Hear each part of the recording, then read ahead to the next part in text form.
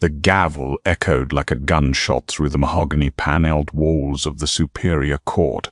Richard Sterling sat at the plaintiff's table, a smirk playing on his lips as he adjusted his custom Tom Ford tie. He was a Silicon Valley titan worth $500 million, and today he was about to legally discard his quiet, unassuming wife Amelia with a meager severance package. He had the best lawyer's money could buy, a bulletproof narrative of self-made brilliance and unwavering confidence. But Richard had made one fatal miscalculation. He forgot who handed him the keys to his kingdom. And in exactly 10 minutes, Amelia's attorney was going to completely dismantle his life. The air inside courtroom 302 of the San Francisco Superior Court was thick with the suffocating tension that only a high-stakes divorce could generate. Judge Thomas Mercer, a man whose deeply lined face suggested decades of witnessing the absolute worst of human nature, peered over his wire-rimmed glasses at the two opposing tables. At the plaintiff's table sat Richard Sterling. At 39, Richard was the picture of modern tech-bro aristocracy. He wore a tailored navy suit that cost more than most people's vehicles, his hair styled to achieve that perfectly effortless look that actually required an hour and an expensive barber. To his right was Gregory Hughes, a high-powered, aggressive litigator known throughout the Bay Area for leaving opposing counsels in tears. Gregory's hourly rate was astronomical, a fee Richard was more than happy to pay to ensure he kept his empire intact. Across the aisle sat Amelia Sterling. The contrast was almost comical, heavily engineered by Richard's legal team to paint a specific picture for the judge. Amelia wore a simple, modest beige cardigan over a plain floral blouse. Her hair was pulled back into a practical, unpretentious clip. She looked exactly as Richard had described her in his explosive 60-page legal filing. A simple, traditional housewife. A woman who preferred tending to her rose garden and baking sourdough bread while her husband conquered the unforgiving landscape of the tech industry. Next to her sat Josephine Caldwell, a sharp-featured woman in her late 50s with a reputation for meticulous, almost surgical cross-examinations. "Mr. Hughes," Judge Mercer grumbled, his voice a low rumble that vibrated through the floorboards. "You may call your first witness." "Thank you, Your Honor. We call Richard Sterling to the stand," Gregory announced, his voice booming with theatrical confidence. Richard stood, buttoned his suit jacket with a practiced flick of his wrists, and strode confidently to the witness stand. He placed his left hand on the Bible, swore to tell the truth, and took his seat, leaning forward ever so slightly to project an aura of earnest transparency. Mr. Sterling," Gregory began, pacing slowly in front of the jury box, though there was no jury present, only the judge and the gallery. "Let's discuss the primary asset in this dissolution of marriage. Sterling Innovations, a company currently valued at approximately $450 million. "Yes, that's correct," Richard said, his voice smooth and steady. "Can you describe for the court your wife's role in the founding and daily operations of Sterling Innovations?" Richard offered a small, almost pitying smile. He looked briefly at Amelia, who was quietly taking notes on a yellow legal pad, not even meeting his gaze. Amelia is a wonderful person, but she has absolutely no head for business. When I founded the company in our garage 7 years ago, her primary contribution was ensuring I had dinner and a quiet house to work in. She never looked at a spreadsheet, never attended a board meeting, and certainly never contributed any capital or strategic direction. So, it would be accurate to say that Sterling Innovations is the sole product of your intellect, your labor, and your business acumen?"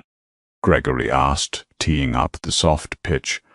"Entirely," Richard replied without a moment's hesitation. "I worked 100-hour weeks. I pitched to venture capitalists. I negotiated the contracts. Amelia, bless her heart, didn't even understand what the software did. She just liked that it eventually paid for a nice house in Palo Alto."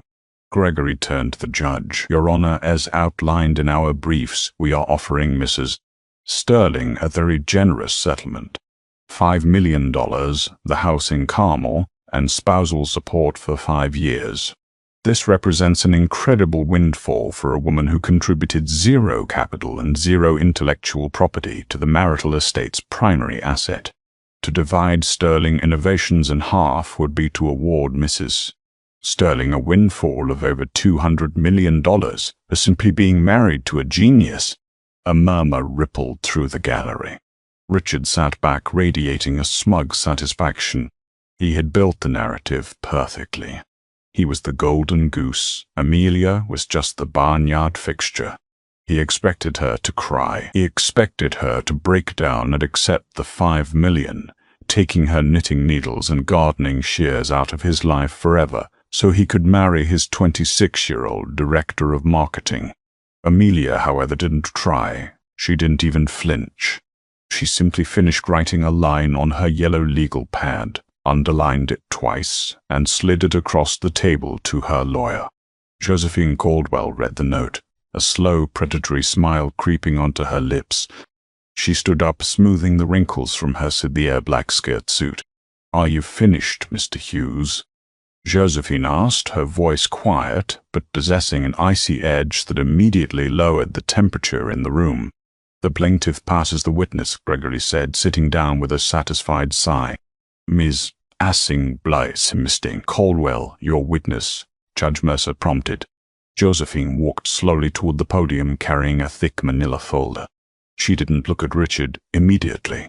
Instead, she opened the folder, meticulously arranging a series of documents on the slanted wooden surface.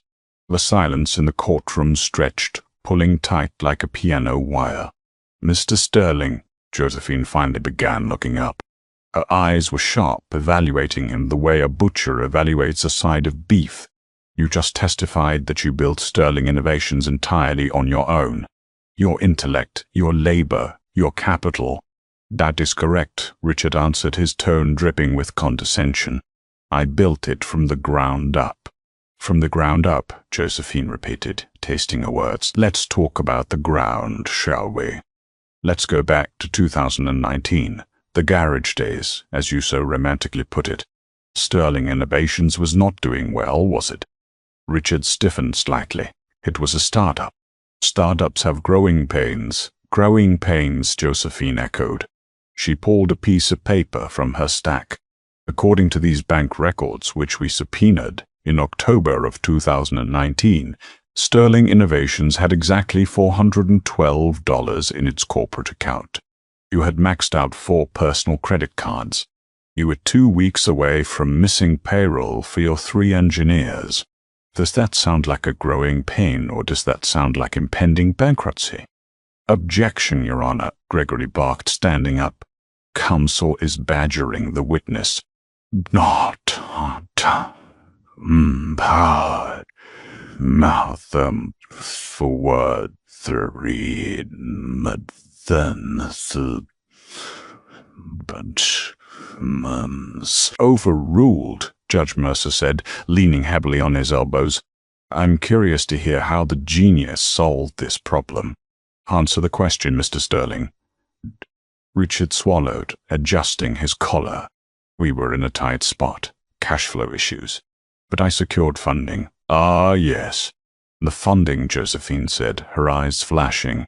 "The legendary Series A round that saved your company. You secured an emergency injection of $3 million. Without that money, Sterling Innovations would have died in that garage, correct?"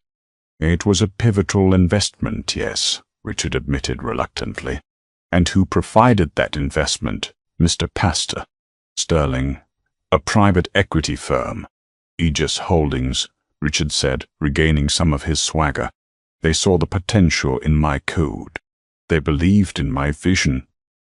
"Aegis Holdings," Josephine said, walking out from behind the podium and approaching the witness stand. "A private limited liability corporation registered in Delaware. Did you ever meet the principals of Aegis Holdings, Mr. Hart?" "Sterling?" Richard frowned. "No. They operate through proxy representatives. It's not uncommon in high-level venture capital. They prefer to remain anonymous to avoid being inundated with pitches. I dealt entirely with their corporate legal team." "So," An anonymous firm drops $3 million into your dying company, and you just took the check? I earned that check, Richard snapped, his temper flaring. I sent them my business plan, my proprietary algorithm. They saw a winner. They certainly saw something, Josephine mused. In exchange for that $3 million, what did Aegis Holdings require? Standard equity, Richard said, waving his hand dismissively. We negotiated a stake. A stake, Josephine said, her voice rising in volume. Let's be specific for the court, Mr. Sterling. Aegis Holdings didn't just ask for a stake. They demanded preferred stock. In fact, due to your desperate financial situation, they leveraged you into a corner. Isn't it true that Aegis Holdings currently owns 51% of the voting shares of Sterling Innovations? Gregory jumped up. Objection. Relevance. What does the corporate ownership structure have to do with Mrs. Sterling's lack of contribution to the marital estate? I assure you, Your Honor, the relevance will become blindingly clear in about 60 seconds, Josephine replied calmly. I'll allow it, but get to the point, Miss Caldwell, Judge Mercer warned. Isn't it true, Mr. Sterling? There, Josephine pressed. You may be the CEO, but you are a minority shareholder in your own company. Aegis Holdings owns 51%. You own 49%. You were an employee of Aegis. Richard's face flushed a deep, angry red. They are a silent partner. I run the company. They have never interfered in a single operational decision in 7 years. Oh, I know they haven't interfered, Josephine smiled, a terrifying, genuine smile. They let you do all the heavy lifting. Why interrupt a man who is working 100-hour weeks to make them rich? Now to Mark. She walked back to her table and picked up a different, thicker document, bound in blue legal backing. Mr. Sterling, you testified earlier that your wife, Amelia, is a simple woman, that she has no head for business, that she just baked bread and tended to her roses while you conquered the world. That is my testimony, Richard spat. Are you aware of your wife's family history, Mr. Sterling? Richard looked confused. Her family, they're quiet people from the Midwest. Her father passed away before we met. She inherited a little bit of money, a few $100,000, which she kept in a separate account. She used it to buy knitting supplies and organic flour. He let out a dry, mocking laugh. Josephine didn't laugh. She held up the blue-bound document. Your Honor, I would like to enter into evidence Defense Exhibit D. It is the complete, unredacted articles of incorporation and beneficiary registry for Aegis Holdings, LLC, obtained via federal subpoena. Gregory frowned, leaning over his table, suddenly looking uneasy. Richard stared at the blue folder, a cold, unexplainable dread beginning to pool in his stomach. What is this? Richard asked, his voice losing its booming confidence. Mr. Sterling, Josephine said, her voice dropping to a conversational, almost intimate volume. Amelia's father didn't leave her a few $100,000. Her father was Jonathan Sterling. No, wait. Her father was Jonathan Montgomery. Josephine corrected herself seamlessly, maintaining the intense eye contact. The late founder of Montgomery Logistics. He left her a trust fund worth approximately $40 million. Richard stared at her, his mouth slightly open. That's impossible. She drives a 10-year-old Subaru. She likes the Subaru, Josephine shrugged. But more importantly, she liked you. She believed in you. When you were crying in your garage in 2019, staring down bankruptcy, she wanted to help you. But she knew your ego, Mr. Sterling. She knew you would never accept money from your simple wife. You needed to feel like a titan. Josephine walked right up to the wooden rail of the witness box. Mr. Sterling, please read the name of the sole 100% owner and managing director of Aegis Holdings, LLC, as listed on page 4 of that document. My aptolika Talk. See. Richard's hands were trembling as the bailiff handed him the document. He flipped to page 4. His eyes scanned the legal jargon, dropping down to the bolded lines at the bottom of the page. The silence in the room was absolute. Only the ticking of the wall clock could be heard.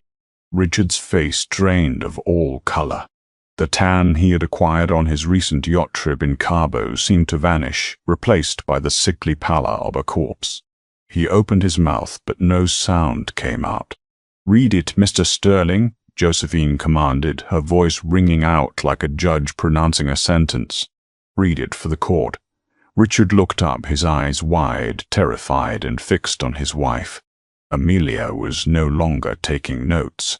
She was looking right back at him. The modest, simple housewife in the beige cardigan offered him a small, polite smile. It was the exact same smile she gave the postman.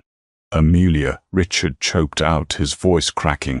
"Amelia Montgomery Sterling." Josephine turned to Judge Mercer, who was now leaning over his bench, thoroughly captivated. "Your Honor," Josephine announced loudly, "Mr. Mardia Sterling is correct that he is not required to split his 49% of the company with my client.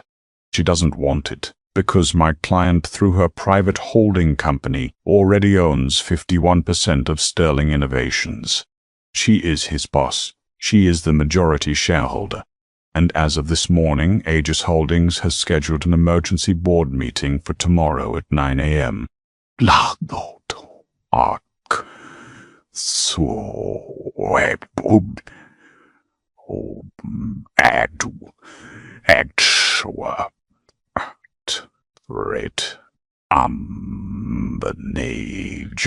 Josephine turned back to Richard, who looked like he was about to faint.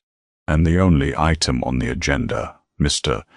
Sterling, is the immediate termination of the CEO."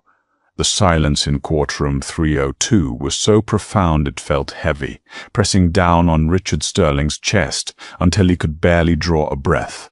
He stared at the blue-bound document in his trembling hands as if it were a venomous snake preparing to strike.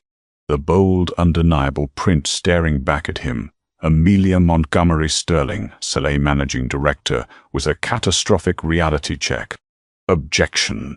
Gregory Hughes suddenly bellowed, his voice cracking slightly, betraying a rare moment of sheer panic. He slapped his hands flat against his table, practically lunging toward the judge's bench. "Your Honor, this is an egregious ambush. Defense counsel has fabricated a ridiculous narrative and submitted corporate documents without proper foundation. We have had absolutely no time to review this.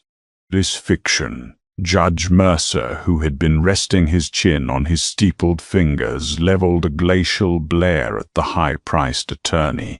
"Mr. Hughes, unless my eyes are failing me, that document bears the official seal of the Delaware Division of Corporations, alongside a sworn affidavit from a federal financial auditor. Are you accusing Miss Caldwell of forging federal documents in my courtroom?" Gregory swallowed hard, his Adam's apple bobbing nervously against his collar. "No, Your Honor, but these documents are buried in thousands of pages of discovery. The defense willfully obscured their true intent." "Mr. Ma Hughes," Josephine Caldwell interrupted, her voice as smooth as polished glass. "We provided the entire financial portfolio of my client as required by law. It is not my fault, nor my client's fault, that you and Mr. Sterling were so blinded by your own arrogance, so utterly convinced that Mrs. Sterling was nothing more than a simple housewife, that you failed to actually read the financial disclosures. You assumed her separate accounts held nothing but grocery money. Your willful ignorance is not grounds for an objection." Judge Mercer nodded slowly, a faint smirk playing at the corners of his mouth. "I tend to agree, Miss Caldwell. The documents are admitted into evidence. Mr. Sterling, you are still under oath. Have you read the document?" Richard looked up, his perfectly styled hair now slightly disheveled. The smug, untouchable aura of the Silicon Valley titan had evaporated entirely, replaced by the cornered look of a man watching his empire burn to the ground. "Ah, I've read it," he stammered, his voice barely a whisper. So it appears your silent partner isn't quite so silent anymore, Judge Mercer observed dryly. And it appears she will be restructuring her company tomorrow morning. Do you have any further questions for your client on direct examination, Mr. Hughes? Perhaps about his 100-hour work weeks on behalf of his wife? Your Honor, I request an immediate recess, Gregory pleaded, furiously wiping a bead of sweat from his forehead. We need time to confer and review these articles of incorporation. This changes the entire landscape of the dissolution. I imagine it does, Judge Mercer said, checking his watch. I will grant a 30-minute recess. But be warned, Mr. Hughes. When we return, I expect actual legal arguments, not theatrics. He slammed his gavel down. Court is in recess. As the judge retreated to his chambers, the courtroom erupted into a chaotic buzz. Gregory grabbed Richard by the bicep, his fingernails digging into the expensive wool of his client's suit, and dragged him out the side doors into the marble corridor. What the hell is going on, Richard? Gregory hissed, pinning the billionaire against the wall of the private consultation room. You told me she had no money. You told me her father was a nobody. Jonathan Montgomery founded one of the largest logistics empires in the Midwest. He sold it to FedEx for hundreds of millions. I didn't know, Richard shouted back, his voice echoing off the tile. She never talked about him. She drove a 10-year-old car. She bought her clothes at Target. How was I supposed to know she was sitting on a $40 million trust fund? Because she's your wife, Gregory barked, slamming his briefcase onto the conference table. And now she owns 51% of your company. Do you understand what that means, Richard? She has voting control. She has the board. She can fire you. She can liquidate the assets. She can force a hostile buyout of your shares at a discount. You just spent 60 pages of legal filings calling the majority shareholder of your company a useless, simple-minded burden. Richard felt physically sick. The walls of the small room felt like they were closing in. For 7 years he had treated Amelia like a quaint domestic accessory. He had paraded his wealth, flaunted his power, and belittled her at every turn, completely unaware that she was the phantom architect of his entire reality. She had literally bought his success, letting him play the genius while she held the leash. I need to talk to her, Richard said, his breath coming in shallow gasps. I can fix this. She loves me. She's just hurt because of the divorce. If I talk to her alone, I can get her to back down. Not tall. For my youth. Before Gregory could stop him, Richard shoved open the door and marched back into the empty courtroom.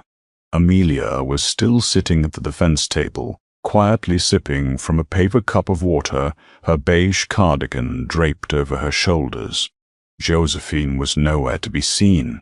Amelia, Richard said, his tone shifting instantly from panic to a practiced, manipulative softness. He approached the wooden railing, leaning over it. Amelia, sweetheart, look at me. Amelia slowly lowered her cup. She looked at him, her expression infuriatingly placid. Why didn't you tell me? He pleaded, trying to summon a look of wounded betrayal. Why did you lie to me for 7 years? We're a team. We're partners. Partners? Amelia repeated, the word rolling off her tongue like a foreign concept. He made it very clear today, Richard, that we are not partners. You built everything. I contributed nothing. I just baked bread. That was just lawyers talking. Richard insisted, gripping the railing until his knuckles turned white. It's a game, Amy. You know how ruthless these tech divorces get. I was just trying to protect the company. Our company. But this? Firing me? You're going to destroy Sterling Innovations just to punish me? You'll lose your investment. Amelia tilted her head slightly, studying him as if he were a particularly fascinating specimen under a microscope. I'm not going to destroy the company, Richard. The underlying technology is quite brilliant. You're a wonderful engineer, but you're a terrible CEO. You're reckless, you're arrogant, and you've alienated half our board. I am simply fulfilling my fiduciary duty to Aegis Holdings by replacing a toxic liability. Richard's face flushed. You can't run that company. You don't know the first thing about software development. I don't have to. Amelia smiled gently. I hired the former COO of Oracle to take over your desk on Monday. He's very excited about the transition. Richard stared at her, completely paralyzed. The woman sitting before him wasn't the docile housewife he'd ignored for years. She was a corporate predator who had waited patiently in the tall grass, letting him grow fat and arrogant before striking. All rise, the bailiff called out as Judge Mercer swept back into the courtroom, his black robes billowing. The tense energy in the room had shifted entirely. Gregory Hughes looked pale and exhausted, having spent the entire 30-minute recess frantically reading the Aegis Holdings bylaws. Josephine Caldwell, conversely, looked incredibly relaxed, arranging her files with the serene grace of a grandmaster who had already seen checkmate 12 moves ahead. "All right, Mr. Hughes," Judge Mercer grumbled, taking his seat. "Have you recovered from your shock? How does the plaintiff wish to proceed?" Gregory stood up, buttoning his jacket in a desperate attempt to project authority. He had formulated a new strategy. It was a retreat, but a strategic one. "Your Honor," Gregory began, his voice surprisingly steady, "we acknowledge the unconventional nature of the defense's corporate ownership reveal. However, while Mrs. Sterling may own 51% of the company through her holding firm, my client still owns 49%. It is his intellectual property that powers the software. Furthermore, we must draw the court's attention to the prenuptial agreement signed by both parties in 2017. Richard sat a little straighter. The prenup. It was his brainchild. He had insisted on it before their wedding, terrified that this simple woman might one day try to claim half of the massive fortune he was convinced he was destined to make. "The prenuptial agreement is ironclad," Gregory continued, walking toward the judge. "Section 4 explicitly states that any assets, trusts, or wealth acquired prior to the marriage remain the sole property of that individual. This protects Mrs. Sterling's inherited wealth. However, Section 6 clearly outlines that any business assets created during the marriage, namely, Richard's 49% of Sterling Innovations, remain his sole and separate property. Mrs. Sterling cannot touch his shares, nor can she force a buyout without his explicit consent at a valuation of his choosing." Gregory turned to look at Josephine, a triumphant gleam returning to his eye. "So while she may be the majority shareholder, she is locked into a partnership with my client. He retains his equity, which is currently valued at roughly $220 million. The plaintiff respectfully requests that the court enforce the prenuptial agreement, finalize the divorce, and leave the corporate structure as a separate civil matter." Richard exhaled a shaky breath. $220 million. He was losing his CEO title and he was losing his pride. But he was still walking away a multi-millionaire. He could start a new company. He could still win. Judge Mercer looked over at the defense table. "Ms. Caldwell, do you contest the validity of the prenuptial agreement?" Josephine stood up slowly. "Not at all, Your Honor. We stipulate that the prenuptial agreement is entirely valid, legally binding, and fiercely drafted by Mr. Bramiral, Sterling's own attorneys." Gregory frowned. It was too easy. Why wasn't she fighting it? "In fact," Josephine continued, pulling a thick binder from her bag, "we are relying heavily on that exact document, specifically Section 8, subsection C, the morals and fiduciary clause." Richard's stomach dropped. He didn't remember a morals clause. "As Mr. Hughes pointed out," Josephine said, pacing in front of the table, "Mr. Sterling insisted on a very aggressive prenup. He wanted to ensure that if the marriage dissolved, his assets were protected. But my client's lawyers added a standard addendum. Section 8 states that if either party commits a breach of marital fidelity or commits financial fraud against the other party, the at-fault individual forfeits their protections under Section 6. meaning their business assets become subject to immediate liquidation and transfer. Nots.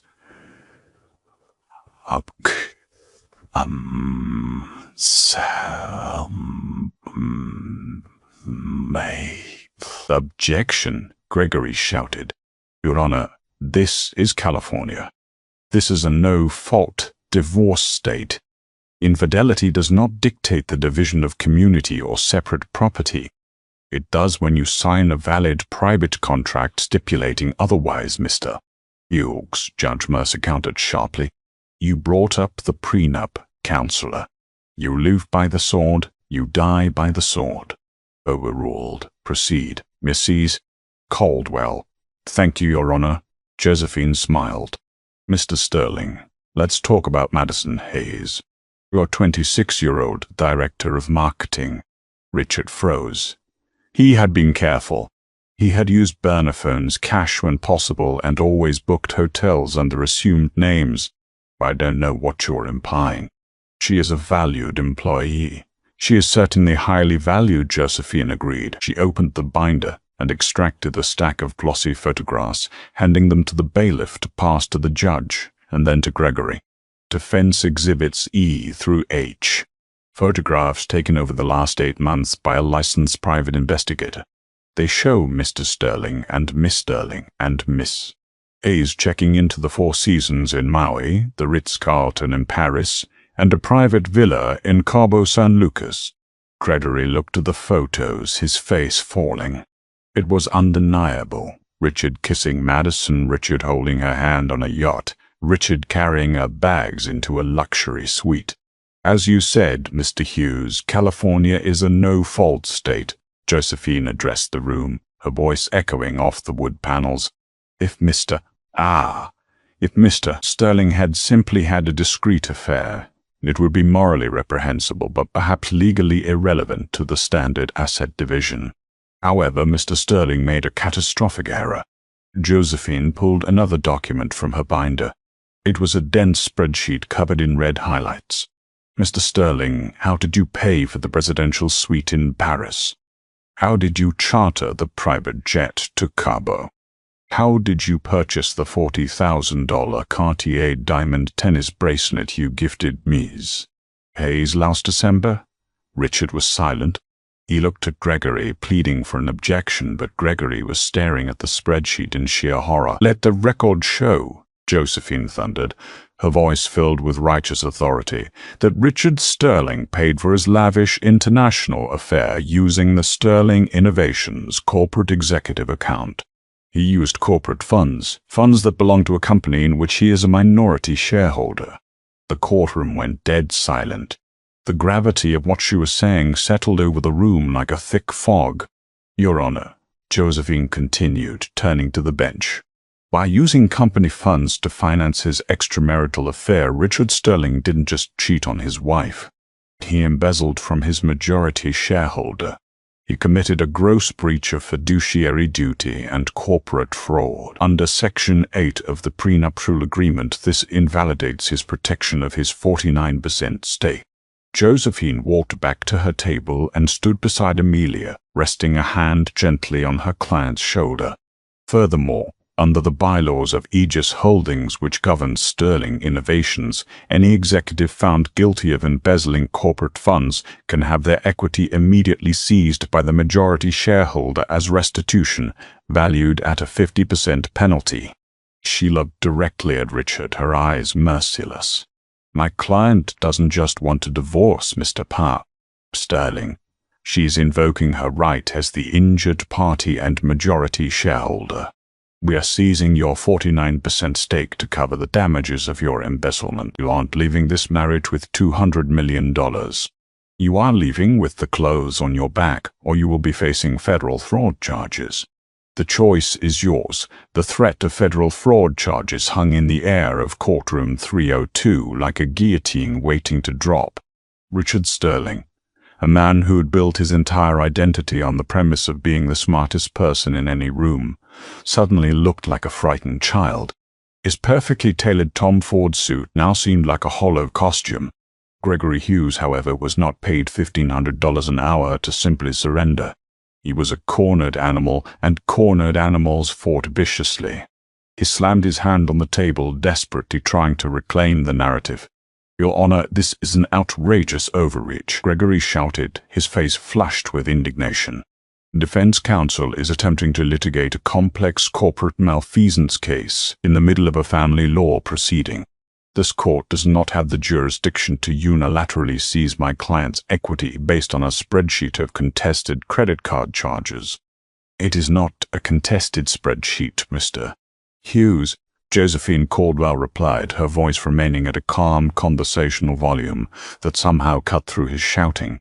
These are subpoenaed bank records from Sterling Innovations cross-referenced with Mr.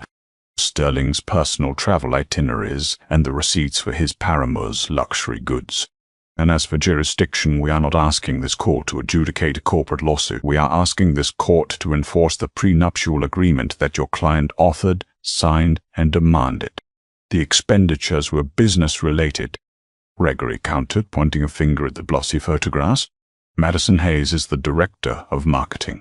It is entirely customary for tech executives to travel with their marketing directors to global conferences, to entertain clients, and to build brand awareness. A luxury hotel in Paris is a write-off, not a crime. Judge Mercer leaned forward, his wire-rimmed glasses sliding slightly down the bridge of his nose. He picked up the photograph of Richard and Madison on the deck of a private yacht in Cabo San Lucas. Madison was wearing a microscopic bikini, and Richard was pouring champagne over her shoulder. "Tell me, Mr. But Hughes," Judge Mercer growled, his voice thick with sarcasm. "What exactly was the brand awareness strategy here? Were they marketing the champagne, the yacht, or the swimwear? Because unless Sterling Innovations is pivoting from enterprise software to high-end escort services, I failed to see the business application." A few stifled laughs echoed from the gallery. Richard buried his face in his hands. "Furthermore," Josephine added, stepping closer to the bench, "Defense Exhibit G clearly shows the purchase of a $40,000 Cartier diamond tennis bracelet. The receipt signed by Mr. Sterling was billed to the company's miscellaneous vendor relations account. Did Miss Hayes require diamonds to properly execute her marketing duties, Mr. Kratz?" "Sterling," Richard snapped. The immense pressure, the public humiliation, and the terrifying realization of his impending bankruptcy shattered his practiced veneer. He stood up abruptly, knocking his heavy wooden chair backward with a loud clatter. "She made me do it!" Richard yelled, his voice cracking with hysteria. "Richard, sit down," Gregory hissed, grabbing his client's arm, but Richard violently shook him off. "No, I want it on the record," Richard pleaded, looking wildly between the judge and Amelia. "Madison was extorting me. She knew about the company's upcoming product launch. She said if I didn't take her on these trips, if I didn't buy her things, she was going to file a sexual harassment lawsuit and ruin the IPO. I was protecting the company. I was protecting our assets, Amelia. I had to keep her quiet." The courtroom fell into a stunned, breathless silence. Even Gregory stepped away from his client, closing his eyes in absolute defeat.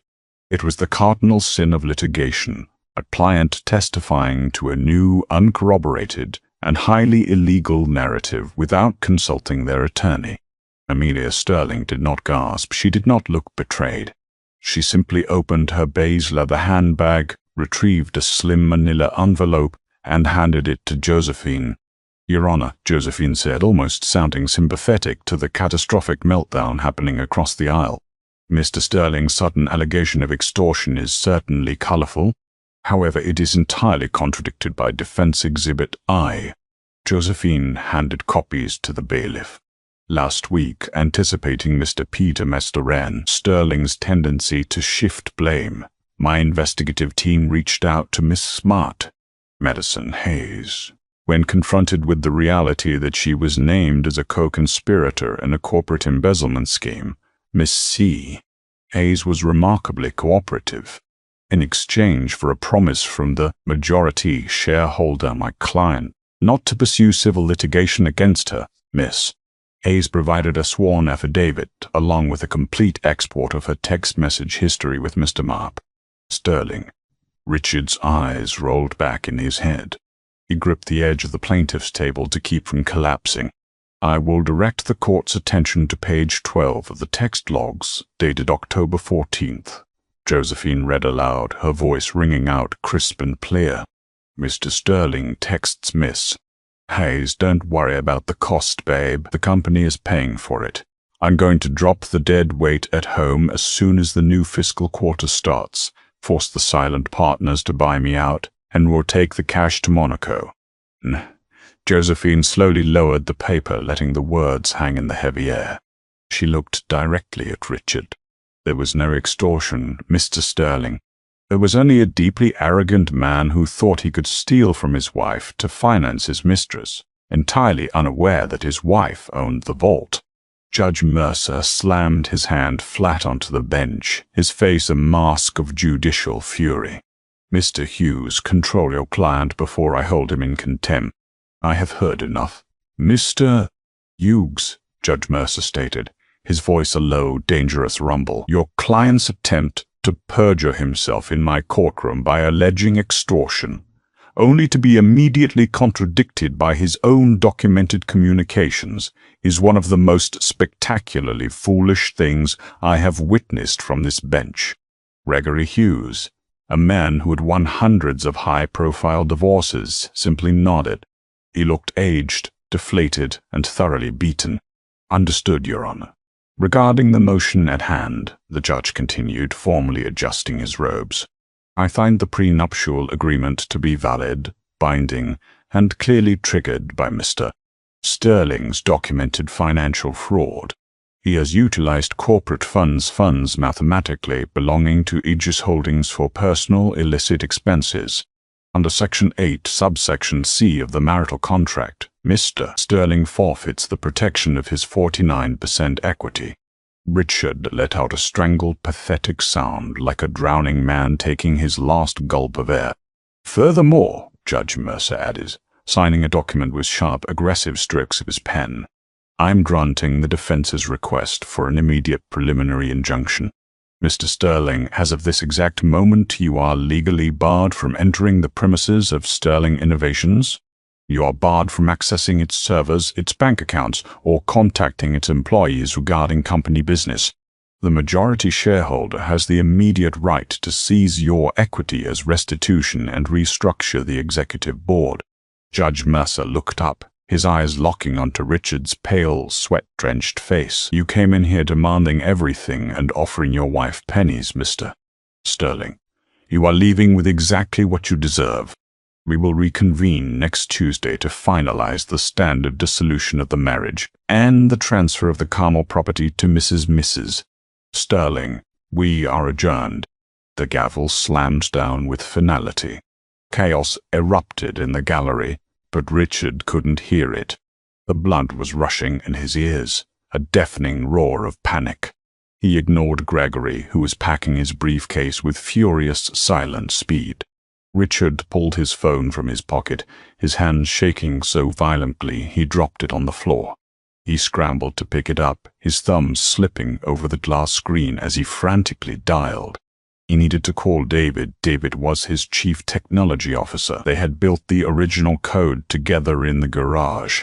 David was his best friend. If Richard could just get David to lock down the Ossivers to change the administrative passwords, he could hold the intellectual property hostage. He could force Amelia to negotiate. The phone rang twice. Richard? David's voice came through the speaker. He didn't sound frantic. He sounded nervous, formal. Dave, listen to me, Richard hissed, turning his back to the courtroom. You need to log into the mainframe right now. Change the master encryption keys. Revoke all access for the board. Amelia is trying to hostile take over the company. We have to lock her out. There was a long, excruciating pause on the other end of the line. Richard, I can't do that, David said quietly. What do you mean you can't? You're the CTO. Do it now or we lose everything. I don't have access anymore, Richard.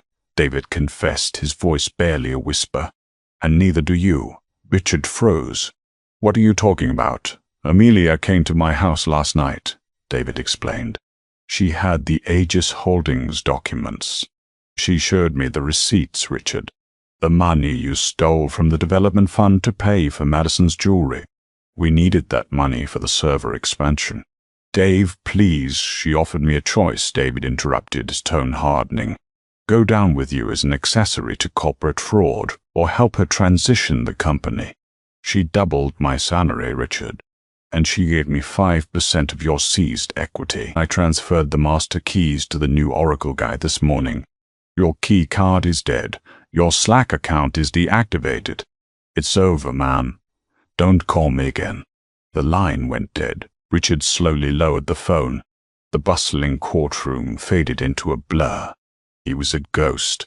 In the span of an hour, his wife had systematically dismantled his empire, locked him out of his own life's work, and bought the loyalty of his closest friend. He turned slowly. The courtroom was mostly empty now, save for the bailiff locking up the jury box. Out in the marble hallway, through the heavy glass doors, he saw her. Amelia Sterling was standing near the elevators. She wasn't gloating. She wasn't popping champagne. She was simply putting on her modest trench coat, speaking quietly with Josephine Caldwell. Richard pushed through the doors, his legs feeling like lead. "Amelia," he croaked, his voice devoid of any arrogance, replaced entirely by a hollow, broken desperation. Amelia paused, turning to look at him. Josephine immediately stepped forward, a protective shield, but Amelia gently touched her lawyer's arm, signaling her to stand down. "Yes, Richard," Amelia asked calmly. "You took everything," Richard whispered, tears finally welling in his eyes, not out of remorse, but out of pure self-pity. "My company, my money, my friends. You destroyed my life." "You?" Amelia looked at him, her expression softening just a fraction, revealing a brief glimpse of the woman who had once loved him enough to secretly fund his dreams. "I didn't destroy your life, Richard," Amelia said softly. "I built your life. I gave you the soil, the water, and the sunlight to grow. All I asked for in return was respect. But you decided you grew entirely on your own, and you treated me like dirt." She pressed the elevator button. The metallic chime rang out in the quiet hallway. "I didn't take your company," she concluded, stepping into the waiting elevator car. "I just stopped pretending it was yours." The stainless steel doors slid shut, cutting off his view, leaving Richard Sterling completely and utterly alone. The following Tuesday, San Francisco was blanketed in a dense, suffocating fog that seemed to perfectly mirror the atmosphere inside courtroom 302. When Richard Sterling walked through the heavy mahogany doors, the transformation was jarring. The custom Tom Ford suit had been replaced by a wrinkled, off-the-rack gray blazer. His signature perfectly styled hair was flat and unwashed, and deep purple bags hung beneath his bloodshot eyes. He looked like a man who hadn't slept in a week. In truth, he hadn't. Gregory Hughes sat beside him, though the physical distance between the two men at the plaintiff's table was noticeably wider. Gregory was no longer the aggressive attack dog. He was a man simply running out the clock on a doomed client, his briefcase already packed, his eyes fixed firmly on the judge's empty chair. Across the aisle, Amelia Sterling sat in the exact same chair, wearing a different but equally modest navy blue cardigan. Josephine Caldwell sat next to her, arranging a remarkably thin stack of papers. The 60-page legal briefs of the previous week were gone, replaced by a simple, brutal finality. "All rise," the bailiff called out. Judge Thomas Mercer took the bench, his expression severe. He adjusted his blouses, skipping the usual pleasantries, and looked directly at the plaintiff's table. "Mr. Hughes, we are here to finalize the dissolution of marriage and the division of the remaining marital assets," Judge Mercer stated, his voice echoing in the quiet room. "I trust your client has had time to review the final settlement drafted by the defense." Gregory stood, buttoning his jacket with none of his usual flair. "We have, Your Honor, and while we vehemently object to the circumstances, my client is prepared to sign the uncontested dissolution. Nah. Yeah. Before we proceed to signatures, Josephine Caldwell interrupted smoothly, standing up, there is one final financial disclosure that must be placed on the record to ensure a clean severing of the marital estate. It concerns Mr. Sterling's personal liabilities. Richard didn't even look up. He just stared blankly at the wood grain of the table. Over the past 5 days, he had been locked out of his corporate accounts, ignored by his board, and blocked by David. Madison Hayes, upon realizing Richard was no longer a billionaire CEO but an unemployed man facing fraud charges, had promptly packed her bags, taken the Cartier bracelet, and blocked his number. He was completely alone. "Proceed, Miss Caldwell," Judge Mercer allowed. During the forensic audit of Mr. Sterling's personal finances, which was completed this past Friday, Josephine began, walking toward the center of the room, we discovered a rather significant encumbrance. 18 months ago, Mr. Sterling took out a personal line of credit with Silicon Valley Bank for $15 million. He used this money to purchase a penthouse in Soho, a fleet of luxury vehicles, and to fund his rather extravagant extracurricular lifestyle. Gregory looked at Richard, his eyes widening. "Richard, you told me those were company leases." Richard merely slumped further in his chair, remaining silent. "They were personal lines of credit," Josephine corrected. "And what did Mr. Sterling use as collateral to secure a $15 million personal loan?" "He used his 49% equity stake in Sterling Innovations." Judge Mercer leaned forward, anticipating the drop, "a stake that he no longer possesses." "Exactly, Your Honor," Josephine smiled thinly. "Because this court legally seized that equity to cover the damages of his corporate embezzlement, the collateral has evaporated. On Monday morning, Silicon Valley Bank triggered an automatic default clause. They have accelerated the loan. Mr. Sterling personally owes the bank $15 million due immediately. He is, by all legal definitions, massively insolvent." A heavy silence descended upon the room. Richard was no longer just stripped of his wealth. He was buried in an insurmountable mountain of debt. He would spend the rest of his life having his wages garnished just to pay the interest. However, Josephine continued, her voice softening slightly as she turned back to her client. "Mrs. Sterling has no desire to see her former husband spend the next 20 years living in poverty, nor does she wish for him to face the impending federal indictments for bank fraud that would inevitably follow this default." Josephine retrieved a single crisp document from her folder and laid it on the railing in front of Richard. "Aegis Holdings has reached an agreement with the bank. My client has purchased your debt in full, Mr. Bat Sterling. The $15 million is paid. In exchange, you will sign this document. It is a comprehensive non-disclosure agreement and a formal relinquishment of any historical claim to Sterling Innovation. You will not give interviews, you will not write a memoir, and you will never publicly claim to be the sole founder of the company. You will simply fade away." Richard stared at the paper. It was a lifeline woven from sheer humiliation. She was saving him, again, but this time she was erasing him from the history books. "If you sign," Josephine concluded, "you walk out of here today with no debt, a clean slate, and a severance stipend of $200,000 to start a new life. If you do not sign, we let the bank tear you to pieces. The choice is yours." Richard's hands shook as he picked up the pen Gregory silently slid across the table. He didn't read the document. He didn't look at his lawyer. For the first time in the entire proceeding, he lifted his head and looked directly into Amelia's eyes. He searched them for a glimmer of vindictive triumph, a smirk, a sign that she was enjoying his destruction. He found nothing but calm, professional indifference. The ultimate insult. To Amelia Montgomery Sterling, this wasn't revenge. It was just a corporate restructuring. Richard pressed the pen to the paper and signed his name, officially signing away his company, his legacy, and his illusion of control.